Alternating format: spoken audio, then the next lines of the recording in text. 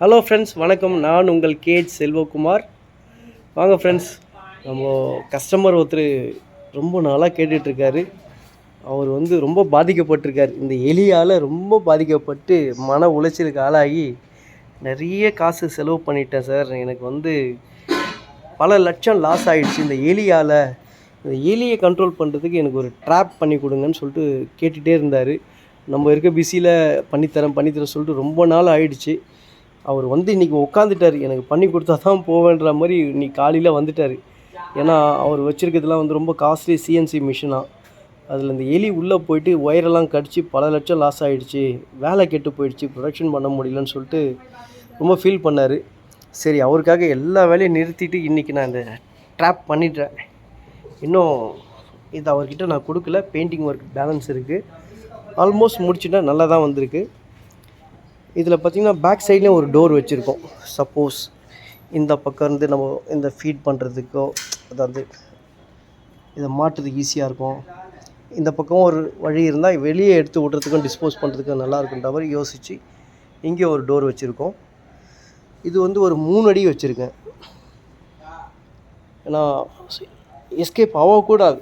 ஏன்னா 100% உள்ளே வந்துட்டால் மாட்டி தான் ஆகணும் இந்த எலின்ற மாதிரி நம்ம பிளான் பண்ணிட்டோம். அதுவும் இந்த ஜிஐ மெஷினில் பண்ணியிருக்கேன். 2.5 mm திக்னஸ் கம்பி. இப்போ பவுடர் கோட் பண்ணிட்டோம்னா இது எத்தனை வருஷம் ஆனாலும் ஒன்றுமே ஆகாதுன்ற மாதிரி ஒரு நல்ல குவாலிட்டியாக பண்ணிட்டேன். இது பார்த்திங்கன்னா இதுதான் என்ட்ரன்ஸு. அப்படியே உள்ளே பார்த்திங்கன்னா லாஸ்ட்டில் தெரியும் உங்களுக்கு. அதுதான் நம்ம ஒரு கருவாடை மாட்டுறதுக்கு உண்டான ஒரு லூப் ஒன்று வச்சுருக்கேன். உங்களுக்கு பார்த்தா தெரியும் அந்த லூப்.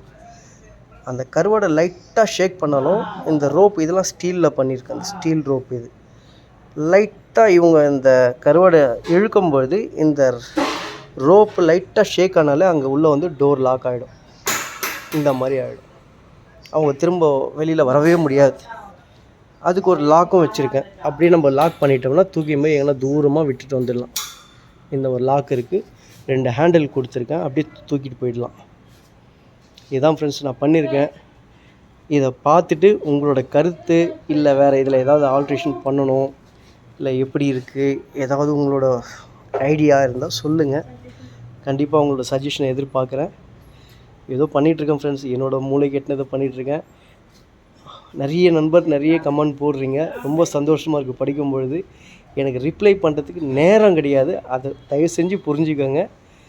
அவ்வளோ ஒரு பிஸி ஷெட்யூலில் நான் மாட்டிக்கிட்டு இருக்கேன். அதனால தான் ரிப்ளை பண்ண முடியல. கண்டிப்பாக ஃபோன் பண்ணுங்கள், நம்ம பேசலாம். சாரி, மன்னிச்சுக்கோங்க.